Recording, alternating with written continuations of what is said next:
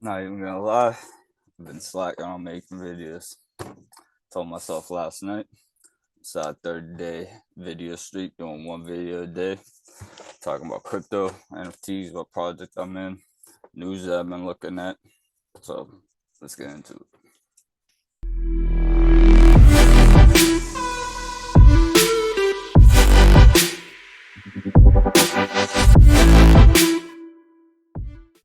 All right. So first things first, a lot of people have been hearing me talk about FTX. What is FTX? FTX is a crypto exchange. It's founded in 2019 by a dude named Sam Bankman-Fried. Sam Bankman-Fried also goes by SBF. So Sam Bankman-Fried first got into cryptocurrency 2017. It was arbitrage trading crypto. That means he was buying crypto in the United States, specifically Bitcoin, at $10,000 and selling it to exchange in China for $11,000 because it's overpriced over there. He was doing this daily, making 10% in profit on every trade he did, to the point where he was doing millions of dollars in trade a day, making millions of dollars in profit. From that money, all that funds he produced right there doing arbitrage trading, he made a crypto firm called Alameda Research.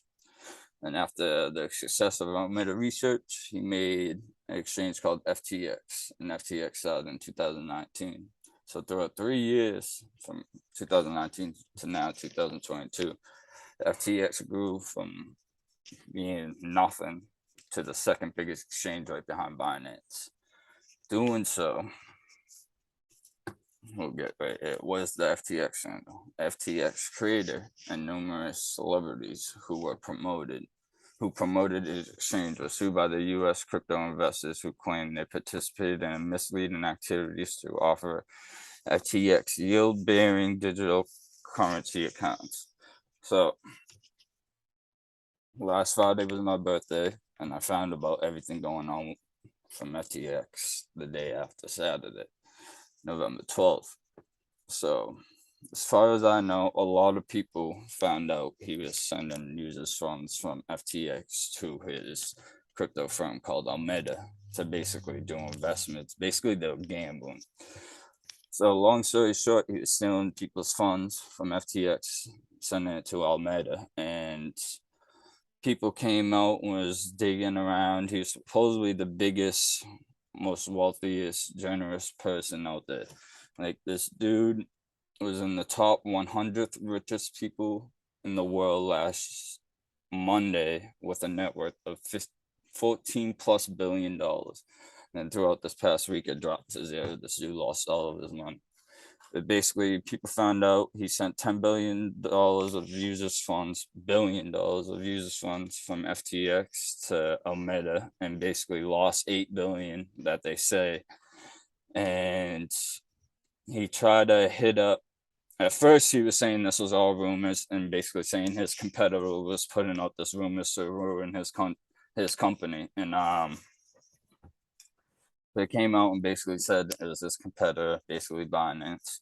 Then the next day, he actually hit up CZ, the dude that runs Binance, and asked him for his help. It was like, I'm gonna need a major help. Like, there's a lot of funds. Like, he wasn't keeping track of shit that he's saying, basically saying he was fucked and he needed help to get out fast. And CZ basically tweeted and was like, I might be acquiring FTX. I'm gonna do my due diligence. Long story short. And next day he came and tweeted and I was like, yo, I did my due diligence. He was like, FTX has a lot going on. A lot of users have missing funds, this and that.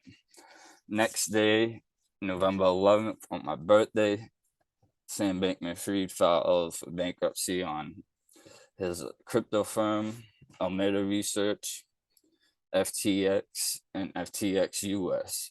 And basically that night, he sent out a cryptic, I want to say, email or text to FTX users, and whoever clicked on it got their funds basically taken from them without their access.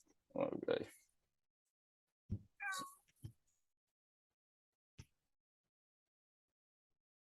So it's come to find out with this cryptic text or email the company sent out. Mind you, people did some research, and supposedly he was saying that this company was ran by a couple hundred people. And come to find out, it was ran by 10 of his friends in a house in Bahamas. And rumor has it online that they were all intimate with each other, like all of them. The story gets weirder and crazy and crazy. So yeah, after this cryptic text and email went out, users' accounts are getting drained out and their account records are getting wiped. So it's like a Trojan horse was put in the system to do this.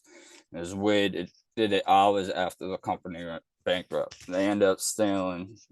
People say, is saying Bankman Free because he was the only one that had the private keys to all of this to access all these accounts and etc. They ended up stealing over $400 million. I'm pretty sure it's $600 million, between 400 and $600 million from users.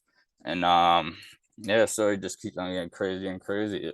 I guess Sam Bankman Fried was the second biggest donor to the Democratic Party with, I want to say, $40 million, and he donated to the Republican Party as well with $20 million. And the ties some of the people his ex-girlfriend has with the government, and it just gets crazy and crazy. But everything going on, just want to let y'all know, if you own crypto on any exchange, you technically don't own it. You can't like the exchange. This is a perfect example. The exchange has access to your funds and can do whatever they want to it. So me personally, last night I went out, bought myself a ledger right here. If you know what a ledger is, it's a cold wallet. Looks like a flash drive. You can put your crypto on it. Basically, it's secured on there. You have private keys to back it up. One thing I will say though is, if you lose it, you're fucked.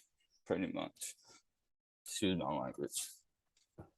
But I went out last night and got a ledger. I got the ledger backup pack. I was doing some research. Never owned any cold wallets. This is my first time. So when I was doing some research, I was looking into it, and the thing I didn't like is that it's Bluetooth compatible, and that could give hackers access to this in the future through newer technology. Who knows? But as I was doing research, this one right here is usually the one people buy for $150, and comes with the Nano X right here for 205, both of them. This big one, the S Plus, this is the one that has Bluetooth capability, and this one doesn't. So I'm gonna be using this one as more of a secured one on my end. I don't know much about this. I'm gonna be learning as I go. So the next 30 videos as I do, I could teach y'all as I go as well. But yes, I bought this. I'm gonna be moving all my funds off exchanges onto this as soon as I get it. Next couple of days, I'm gonna be watching videos, learn how to do it. A lot of people say it's simple, and this device right here could hold up to 5,000 plus different altcoins and cryptocurrencies in general. But yeah, I definitely like this. I suggest everyone get their assets off exchanges right now. Get a cold wallet. I was in a space right here by this dude, Mario Nawfal. This is how I've got all my FTX information, what's happened. Elon Musk joined this space, I want to say 5 days ago, and there's 1.1 million users that tuned in. Space keeps crashing a lot, but there's a lot of dope people that come on here and been spreading ideas about Web3, crypto, NFTs. Elon Musk came on here and said, if you have over $150 in assets in cryptocurrency, there's no reason why you shouldn't have a ledger backup, a cold wallet to keep your assets, especially during times like this. So after the FTX whole scandal and them sending users funds without their permission, a lot of these crypto exchanges been coming out and showing their reserve wallets of people's funds, like basically saying, we're good here. We got your funds. Here's our reserve. You can check it out. And day after, I'll say the day after, 2 days after, it might have been this previous Sunday that this happened. But crypto.com they tweeted their reserve wallet for people to check it out and basically say, "Oh yeah, we're good." And then the day, like that day, minutes after, they accidentally sent $400 million to another exchange, which is called Kraken. Basically, Kraken sent back $280 last I looked into it, but Crypto.com CEO or whoever runs it came out and said we accidentally did that. We went to send it to a cold wallet, the ledger, which I'm telling you about. And it's to keep the reserve safe, and they accidentally send it to a ledger. But a lot of people coming out online saying, "Well, cryptocurrency, you have to confirm every transaction." So, like, what made them not look at this transaction before sending it? It wasn't just an accidentally $400 million mistake. And a big company like Crypto.com, they should have 10 people in the back room to check every transaction before they send it. And then the blockchain makes you check it a couple times before you send it as well. So there's something fishy about that. And they're saying a lot of these exchanges are sending around funds right now to show their reserve wallet. And after they do, they send their funds back out because they're taking like a screenshot of their wallet. That's basically what it is, to show that they have the funds to back everyone's asset on the exchange. But the next couple months are definitely going to be weird. It's going to be weird and exciting to see what happens because I definitely believe in crypto, the future of it. I definitely could see the market going down a little. We're in a recession with everything right now, so keep that in mind. Nothing's gonna boom quick, and especially with this going on. This is definitely gonna bring in some big regulation into the space within the next couple of years. Whether I hope everything stays decentralized. We can't move to a centralized crypto space. That's just asinine, excuse my language. But one other thing I wanted to get into real quick is, so for those that don't know, VeVe Dcon going on right now. I'm kicking myself in the ass for not being there. It's going on in Anaheim, California right now. These are the drops going on. We had a couple drops today, which are pretty cool. Looked at them earlier.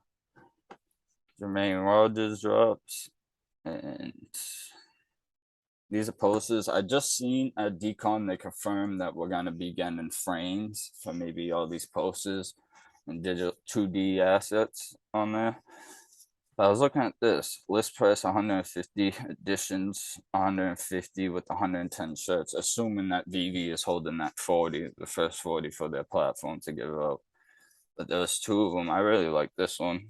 I didn't have the gems to go for it at the moment.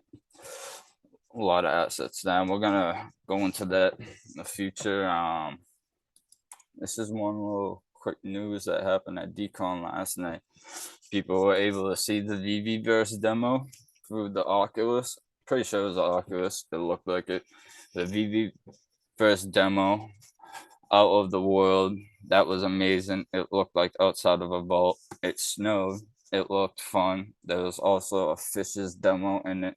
Fishes, people that don't know what that is, I'll go into that. About two fishes off the creator Brock McBlockchain last year. It's a dope project. You get airdrops every month, even a couple more than one, but one airdrop every month. And wait, what? Interruptibility. People don't know that. If people don't know what that means we're able to maybe move our assets to OpenSea. Interruptibility is moving our NFTs around, not just keeping it on VeVe. If that happens, I'm moving everything to my ledger just to keep it there. I'm holding big time to VeVe. I believe VeVe is going to be like a Ready Player One in the future. I'm very bullish on comics because comics have real world collectible value behind it, and just the utility is a story. It's pretty dope. But just want to show y'all this too. I just want to take a scroll down on my likes, all these pictures of the VeVe fan at Dcon. These are awesome. Like, I should have been here. One thing I was telling my boys, if VeVe was to ever fail and all these collectibles, comic, NFTs was to hit Omi, was to hit zero, which it never will. I don't believe it will. The community's so big, but it built this community and this family of people that never knew each other, all these content creators that getting together smiling, having a great time, partying. Like that's worth it right there, in my opinion. But this is the comics and crypto with super slot money. Um, yes, VeVe Arcade has been making some crazy paintings and making NFTs behind them and auctioning them off. Definitely want to grab one of these in the future. These are the Marvel Mighties on the at VeVe. That is my painting, which is wicked dope. Sleeping Comics gave David Yu one of his hats, number 99. I get number 61. I'm, I'm pretty excited to see the utility behind these comics. He has his own Discord. As a matter of fact, I started my own Discord recently for my page, this page, and my other page right here. It's called The Vision.